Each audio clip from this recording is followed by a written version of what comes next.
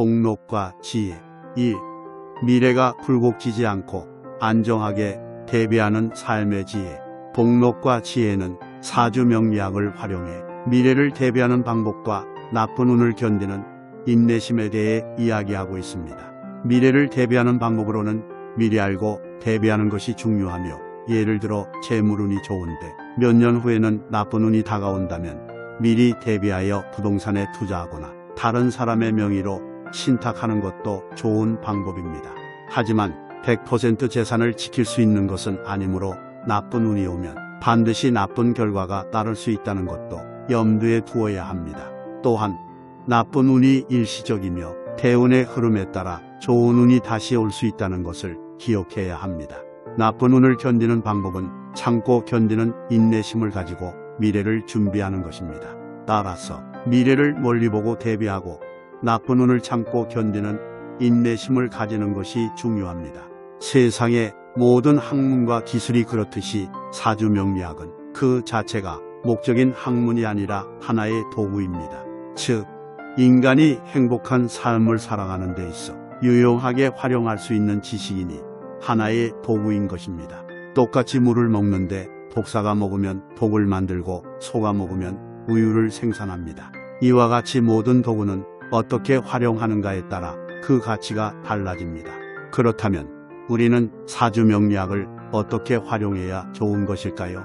첫째, 미래의 나쁜 운을 대비하라. 우선은 미래의 운을 미리 알고 대처하는 것이 중요합니다. 예컨대 지금은 재물운이 좋은데 몇 년 후에는 나쁜 운이 다가온다면 미리 대비하여 부동산에 묻어두거나 다른 사람의 명의로 신탁하는 것도 한 방법입니다. 그렇다고 하여 100% 재산을 지킬 수 있는 것은 아닙니다. 나쁜 운은 반드시 나쁜 결과를 초래하니까요. 단, 미리 대비한 사람과 대비하지 못한 사람은 차이가 있습니다. 예를 들어 1억의 재산이 있는데 나쁜 운이 왔을 때 대비하지 못한 사람은 1억을 모두 소모해버리고 거기에 빚까지 지게 되었습니다. 그러나 미리 알고 대비한 사람은 5천만 원을 잃었으나 나머지 5천만 원은 잃지 않았고 빚도 지지 않았습니다. 어느 편이 현명한지는 모두 알 것입니다. 그런데 사람의 심리는 지나치게 낙관적인 것 같습니다. 지금 잘 나가면 앞으로도 잘 나갈 것으로 믿고 미래에 대한 아무런 대비를 하지 않는 사람이 많습니다. 이에 비해 지혜로운 사람은 항상 미래를 멀리 보고 대비합니다. 둘째, 참고 견디는 인내심. 현재 나쁜 운에 있어 매우 힘들고 괴롭습니다. 그것이 인간관계 다른 사람으로 인한 것이건 돈으로 인한 것이건 질병으로 인한 것이건 마찬가지입니다. 한숨과 눈물로 밤을 지셉니다. 차라리 죽었으면 하는 생각이 듭니다. 세상이 원망스럽고 즐거워하는 사람, 돈 잘 쓰는 사람, 잘 나가는 사람들도 보기 싫습니다. 나쁜 운은 대개 일시적입니다. 대운의 흐름은 정해져 있어서 나쁜 방향으로 흐르면 바꾸기 어렵지만 새우는 인생을 살면서 육식갑자가 모두 돌아갑니다. 따라서 나쁜 운이 있는가 하면 좋은 운이 있는 것입니다. 운이 나쁘다고 하여 평생 나쁜 것이 아닙니다. 또 운이 좋다고 하여 평생 좋은 것도 아닙니다. 몇 년만 참고 견디면 형편이 나아질 것인데 참지 못하고 자살을 하거나 범죄를 저지르거나 가족이나 친척 친지들에게 평생 씻지 못할 상처를 줍니다. 나쁜 운은 참고 견뎌야 합니다. 그러면서 미래를 준비해야 합니다. 셋째, 크게 성공한 사람들을 보면 나쁜 운에 인내하고 공부하고 계획하고 준비하여 좋은 운이 왔을 때 그 준비한 지식과 경험을 크게 써서 성공한 경우가 대다수입니다. 감옥에 있으면서 준비하여 성공한 사람들도 많습니다. 만약 이 사람들이 나쁜 운에 참지 못하고 범죄를 저지르거나 아니면 자포자기하여 그저 허송세월했더라면 좋은 운이 왔더라도 크게 성공하지는 못했을 것입니다. 따라서 미래는 준비하는 자의 것입니다. 넷째, 지혜로운 마음씀. 나쁜 운은 나쁘다고만 생각하지 말고 미래의 좋은 운을 준비하는 시간으로 여겨야 합니다. 그래서 매일 스스로 희망을 일으키고 상상하는 것도 한 방법. 열심히 공부하여 지식을 쌓고 기술을 익히고 시험 삼아 작은 일을 하면서 경험을 쌓습니다. 경험을 쌓을 때는 내 돈을 투자하는 것보다 다른 사람 밑에서 또는 동업으로라도 봉급생활을 하면서 경험을 쌓는 것이 좋습니다. 경제적으로 어려운 부분은 허리띠를 졸라매면서 참고 이겨내야 합니다. 많은 사람들이 경제적으로 어려우면서도 허영심이나 체면이나 자존심으로 돈을 낭비하곤 합니다. 헛된 자존심, 체면, 허영심을 버려야 합니다. 인색하다는 말을 들을지라도 마음에 내키지 않더라도 한 푼 두 푼 저축을 해야 합니다.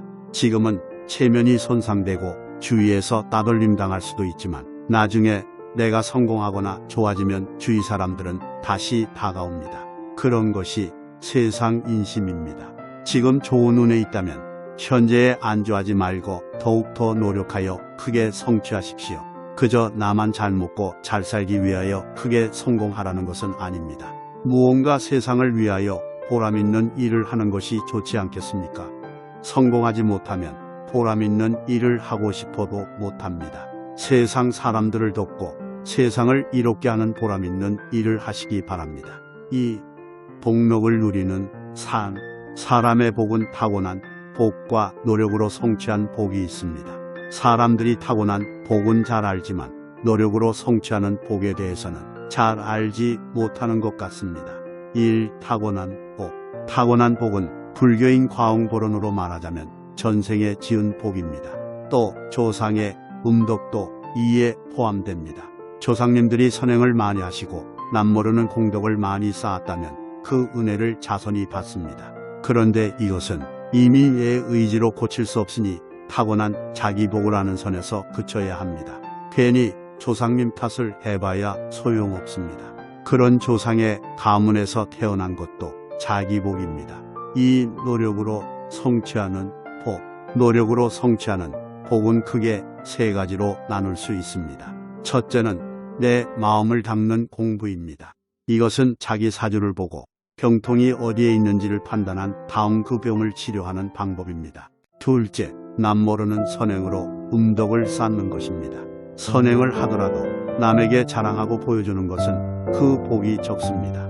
남이 알면 칭찬을 많이 할 것이니 이미 그 복의 과보를 미리 받기 때문입니다. 남모르는 선행이야말로 창고에 곡식을 저장하듯이 재산이 날로 불어나듯이 음덕이 쌓이는 것이지요. 셋째, 다른 사람을 위해 기원하고 축복하는 것입니다.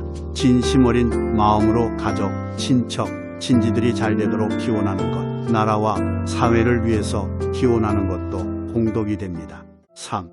사주의 병과 그 치유. 사주의 병을 알고 그것을 치유하는 마음 공부를 하면 운명이 바뀝니다. 흉신의 흉함으로 인한 폐해는 줄어들고 이것이 복록으로 전환되는 것입니다. 이것이야말로 진정한 개운복입니다. 1. 상관의 병. 상관이 태왕한 사람, 상관이 정관을 충하거나 극하는 사람. 상관은 가시돋친 꽃과 같아 재주가 많고 총명하여 화려하기는 하나 남을 찌르는 말, 비판하는 말을 잘합니다. 상관의 병은 상관이 태왕한 사람, 상관이 정관을 충하거나 극하는 사람은 가시가 돋친 꽃처럼 다재다능하고 두뇌가 명석하여 남이 보기에 화려하기는 하지만 과도한 열망과 자신감으로 인해 남을 찌르는 말, 비판하는 말을 잘합니다. 상관의 병을 극복하는 방법은 다음과 같습니다. 자신의 역할과 책임을 명확히 이해합니다. 자신의 역할에 대한 목표와 계획을 세웁니다. 자신의 역할에 대한 지식과 기술을 습득합니다. 자신의 역할에 대한 피드백을 받고 개선합니다. 자신의 역할에 대한 성취를 축하합니다. 위 방법들은 상관의 병뿐만 아니라 다른 직업에서도 유용하게 적용될 뿐 아니라 매사 이렇게 마음 수양을 하는 사람은 나중에 상관이 재와 통제되어 화하는 것되어 큰 명예와 공로를 가져다 줍니다. 이 7살의 병, 편관7살이 태왕한 사람, 신약한데 편관이 투출하여 비견을 극하는 사람, 명예욕과 자기과시의 단점이 있습니다. 몸의 고통, 마음의 고통, 가난의 고통을 겪습니다. 고통으로 인해 폭력적인 경향을 보이기도 합니다. 고통을 받으면 보복하고자 하는 마음이 생기는데 여기에서 폭력이 나옵니다. 질서를 무시하고 마음 내키는 대로 행동합니다. 7살을 제어하는 것은 식신, 정인입니다. 모난 것을 깎아내고 식신의 원만한 심성을 키워야 합니다. 자기 자신을 너무 학대하지 말고 마음을 편하게 갖도록 수양해야 합니다. 또 예의범절과 질서를 존중하고 다른 사람을 존중하고 나를 낮추는 공부를 해야 합니다. 성격도 급하니 항상 한 번 더 생각하는 습관을 들이는 것이 좋습니다. 이렇게 마음 수양을 하는 사람은 나중에 칠살이 재화되어 큰 권세와 명예를 가져다 줍니다. 다시 말해서 칠살의 병은 평간칠살이 태왕한 사람으로 이러한 사람은 비견을 극하는 성향이 있으며 명예욕과 자기과시의 단점이 있습니다. 또한 몸과 마음, 가난 등 다양한 고통을 겪으며 이로 인해 폭력적인 경향도 보일 수 있습니다. 이러한 성향을 극복하기 위해서는 예의범절과 질서를 존중하고 다른 사람을 존중하며 나를 낮추는 공부를 해야 하며 자기 자신을 너무 학대하지 않고 마음을 편하게 갖도록 수양해야 합니다.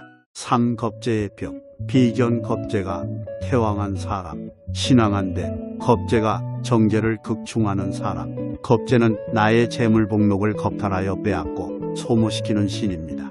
겁제는 재물 욕심과 여자 욕심 남자의 경우 이 많습니다. 겁제가 정제를 충국하거나 편제나 칠살과 동조하면 투기도박의 성향을 보입니다. 폭력적인 성향도 있는데 겁탈하려는 욕심과 지배하려는 욕심에서 폭력이 나옵니다. 이런 사람은 항상 본욕심이 병이 되고 여자에 대한 집착이 병이 됩니다. 한 푼 두 푼 모아 저축하는 습관을 들여야 합니다. 한몫에 큰 돈을 벌려는 마음을 버리고 항상 마음을 비우고 욕심을 비우는 마음 공부를 해야 합니다. 마음을 비우면 겁제가 재화되어 재물이 자연히 생깁니다. 이렇게 마음을 수양하다 보면 나중에는 큰 복록과 인덕을 갖게 됩니다. 부연 설명하면 겁제의 병은 비견겁제가 태왕한 사람으로 이러한 사람은 겁제가 정제를 극도는 충하는 성향이 있으며 겁제는 재물 욕심과 여자 욕심 남자의 경우 이 많으며 폭력적인 성향도 보일 수 있습니다. 이러한 성향을 극복하기 위해서는 한 푼 두 푼 모아 저축하는 습관을 들이고 한몫에 큰 돈을 벌려는 마음을 버리며 항상 마음을 비우고 욕심을 비우는 마음 공부를 해야 하며 마음을 비우면 겁제가 재화되어 재물이 자연히 생기게 됩니다. 사편인의 병, 편인의 병은 편인이 태왕한 사람으로 이러한 사람은 편인이 식신을 파극하는 성향이 있으며 이러한 성향을 극복하기 위해서는 자비심과 동료애를 키우고 화통한 성격을 키우는 것이 좋습니다. 인색하고 이기적인 마음을 버리고 큰 마음, 넓은 마음을 키워야 하며 이렇게 마음을 수양하다 보면 명예를 얻고 복록을 누릴 수 있습니다. 5. 태약한 사람. 태약한 사람은 지지에 비견겁제의 뿌리가 없거나 미약한 사람으로 이러한 사람은 주관이 약하고 남의 말에 잘 흔들립니다. 추진력이 약하고 귀가 얇으니 모든 일이 영두사미가 되기 쉽고 마무리를 못하기 쉽습니다. 본인이 스스로 공부하여 지식을 쌓은 후 일을 하거나 아니면 친구, 동료, 윗사람의 말을 따르는 것이 좋으며 판단은 여러 사람의 의견을 들어 신중하게 하고 한번 판단하면 주위에서 뭐라고 하건 주관대로 밀고 나가야 합니다. 무엇보다 마음을 굳건히 하여 주위에 유혹을 뿌리치는 마음 공부를 해야 합니다. 이렇게 마음을 수양하다 보면 모든 일에 추진력이 생겨 성공 확률이 높아집니다. 6. 태왕한 사람.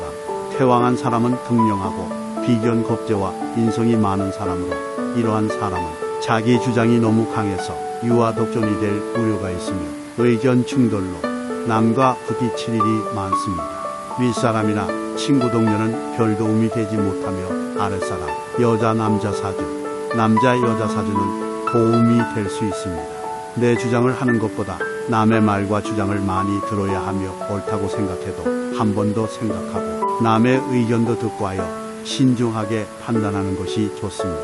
이렇게 마음을 수양하다 보면 명예를 얻고 복록이 살아납니다. 여기서 등령은 일간이 월지의 사령을 얻었는가 얻지 못하였는가를 보는 것입니다. 사령을 얻었다면 등령이라 하고 사령을 얻지 못하였다면 신령이라고 합니다. 사령은 사령용신으로 인원용사가 되는 용신의 임무가 된다. 이러한 임무마다 특징이 있으며 특징마다 타고난 적성이 있다는 것입니다. 또한 용사는 용신으로 인원용사가 되는 용신의 임무가 된다는 것입니다. 4. 돈 없이도 할 수 있는 선행 상생. 다른 사람들을 돕기 위해 돈 없이 할 수 있는 6가지 선행을 제안합니다. 사람들을 미소로 대하되 부적절한 때나 누군가 기분이 우울할 때 웃지 않도록 주의하십시오. 남을 비난하거나 진부한 말을 하기보다 부드럽고 진심 어린 말로 위로하는 것입니다. 상대방의 약점을 꾸짖기보다는 장점을 칭찬해 주는 것이 좋지만 건설적인 비판은 온화하게 하는 것이 중요하다. 선행은 작은 행동과 말로 상대방을 배려하고 필요한 경우 사과하고 잘못을 바로잡는 것입니다. 다른 사람의 행복을 진정으로 기뻐하고 누군가 슬플 때 묵묵히 도와주는 것이 중요합니다. 다른 사람의 불편이 문제가 되기 전에 미리 예측하고 해결하는 것이 선행입니다. 전반적으로 이러한 단순한 친절 행위는 다른 사람들의 삶에 긍정적인 영향을 미치는데 큰 도움이 될 수 있습니다. 사람이 많은 곳에서는 타인을 배려하는 것이 중요합니다. 작은 행동이나 말 한마디가 다른 사람에게 상처를 줄 수 있으니 조심하는 것이 중요합니다. 잘못된 행동이나 말을 했다면 즉시 사과하십시오. 다른 사람이 좋은 소식을 가지고 있으면 진심으로 그 기쁨을 함께 나누십시오. 누군가 슬퍼서 말로 위로할 수 없다면 손을 잡거나 안아주세요. 다른 사람들의 불편함을 예상하고 그것을 완화하기 위해 할 수 있는 일을 하십시오. 예를 들어 쓰레기가 있으면 주워 쓰레기통에 버립니다.